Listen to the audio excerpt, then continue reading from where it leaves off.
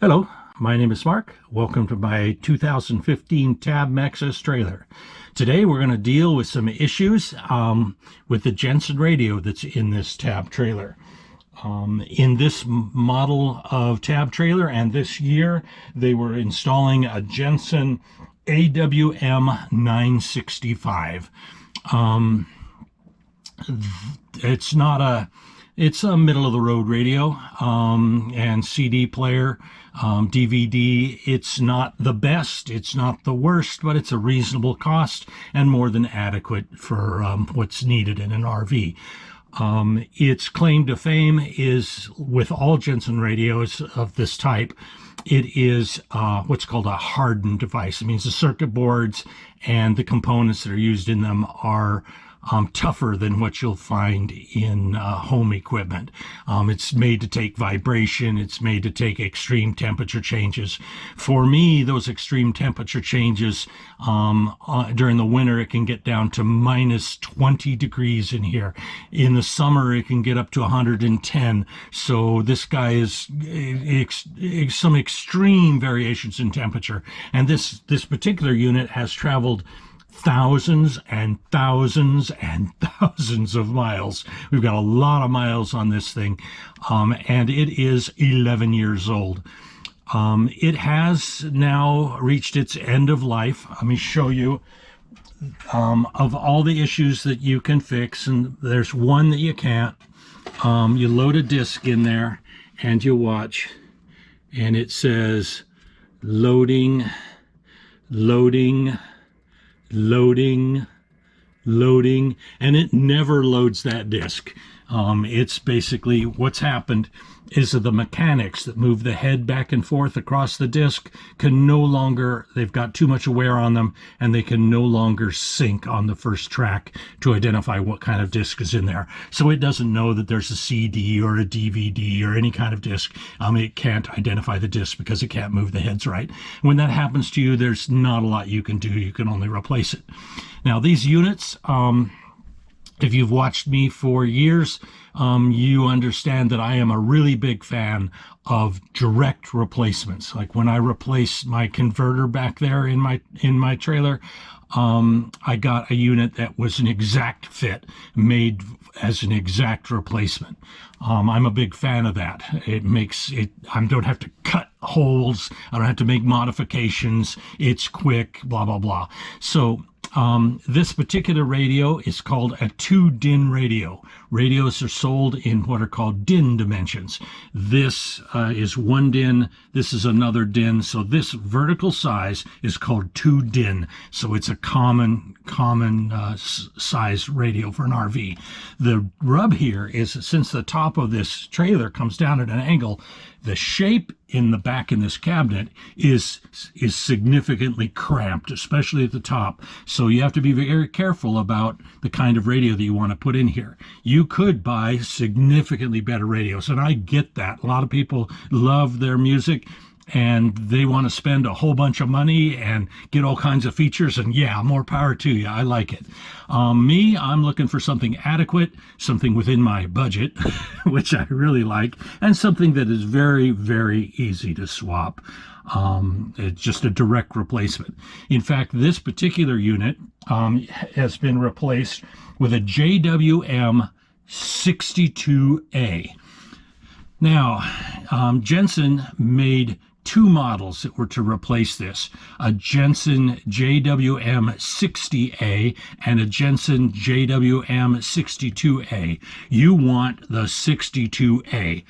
The 60, the JWM60, was something that was made in China, and it had a really bad reputation, and Jensen understood that, and so they changed their manufacture. They moved from China to Malaysia.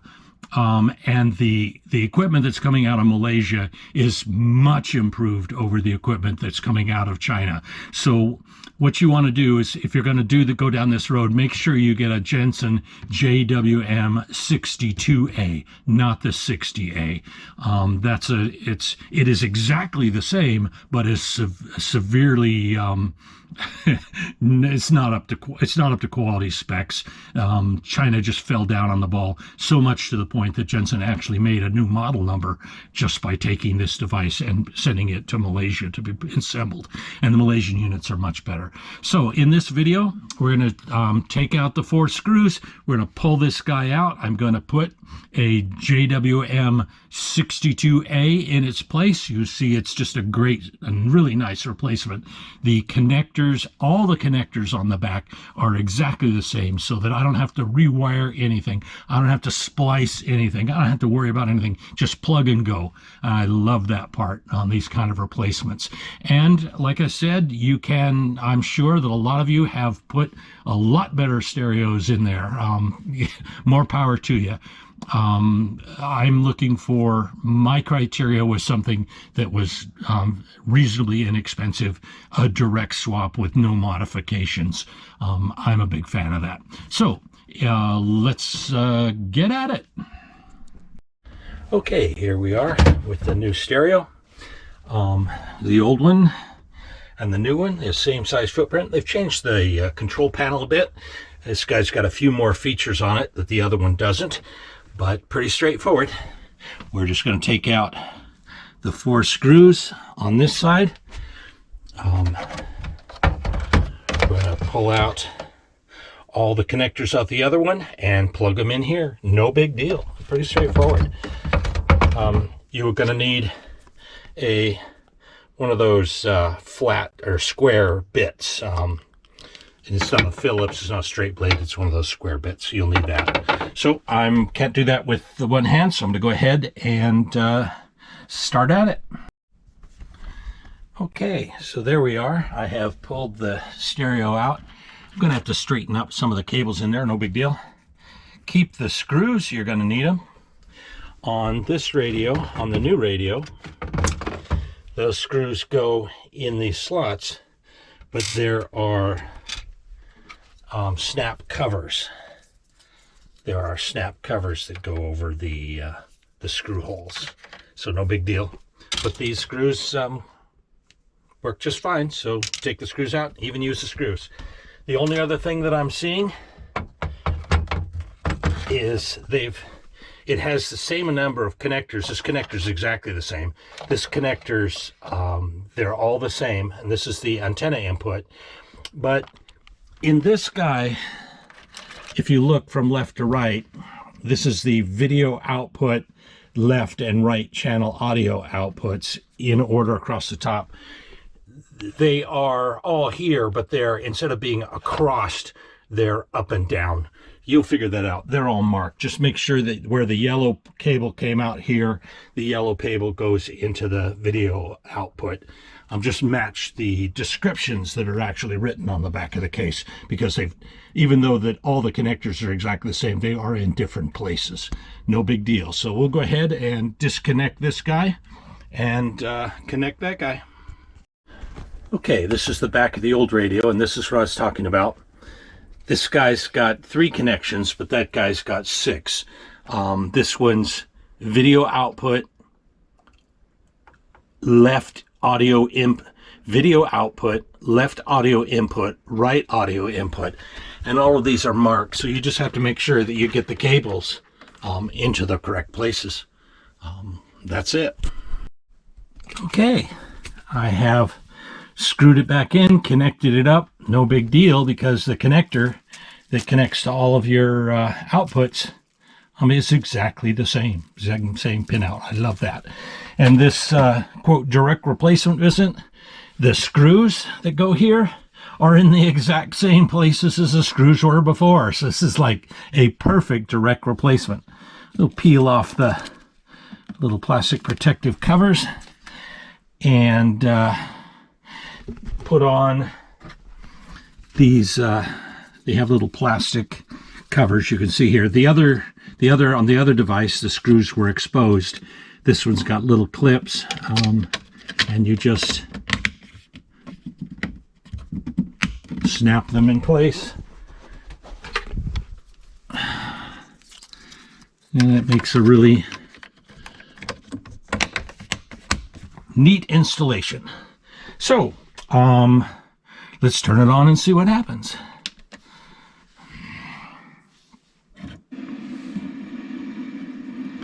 Volume is like you're used to.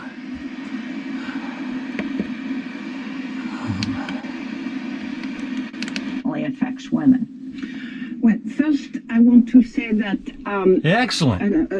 Let's see if it plays a DVD. Security conference. I've got Mission Impossible 2.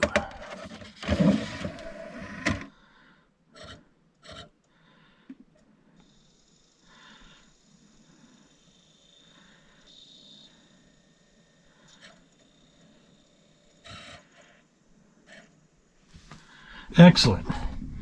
We will turn on the TV.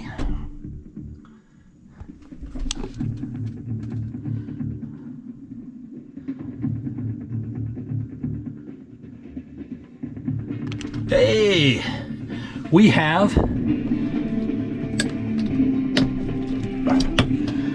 sound and we have video. Score. I love it. Couldn't get much easier than that. Turn that down so I don't get a copyright hit on my channel. The other thing that's cool about this, it comes with a remote like the other one did, but this one comes with an app for your phone. Way cool. I've got to just join it to my phone and you can run that thing through your phone. I love that. This unit's also got Bluetooth so that I can stream from my phone to audio into my my radio. Now you need to understand that the other radio didn't have Bluetooth at all. This one does, but this is a receiver only. So I can't use this to listen by a sound bar or headphones or anything. This is not a transmitter. This is a receiver only. So you can stream data into it. You can't pull sound or video out of it through Bluetooth. It's a receive only.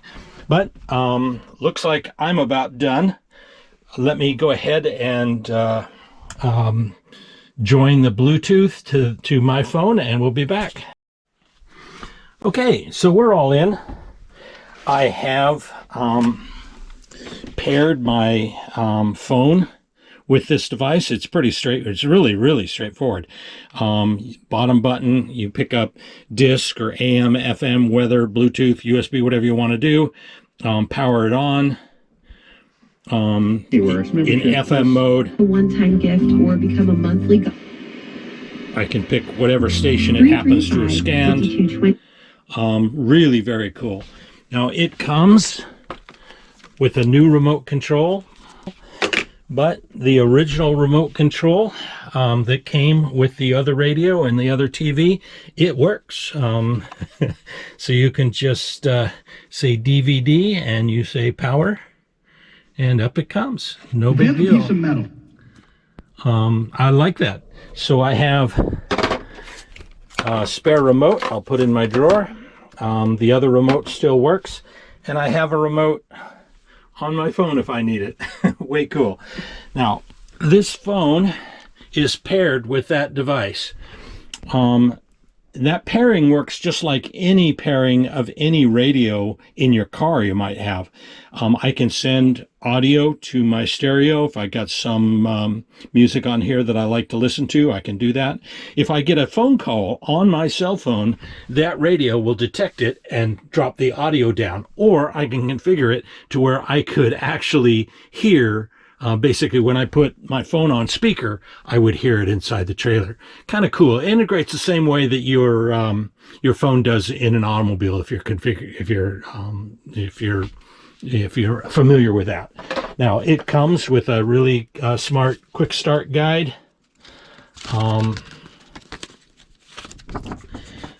That's going to go in my drawer also. We are officially done. So this process took me just a few minutes. Had I not been videoing it, I'm estimating probably less than 10 minutes. Really straightforward. Now this screen, a lot of you have got complaints about from the other radio that this is too bright. This guy is way dimmable. So you can turn that way down.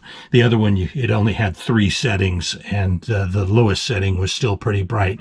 That's quite a bit dimmer if you want it to be. Oh, and for those of you that have had complaints about this screen being too bright when you're trying to sleep, it's got a settings here. Go to brightness, and the brightness goes all the way off if you want it to. Really nice. So it's really bright if you turn it way up, and all the way off if you want to sleep in here. That is a really nice upgrade for sleeping in the trailer. I like it. So anyway, we're going to call it quits. If you guys need, if your old Jensen radio goes end of life on you, I recommend, for a reasonable price, the JWM62A. The install couldn't be any simpler, and it's a direct replacement and gives you quite a bit additional features. So take care, guys. We'll see you on the road.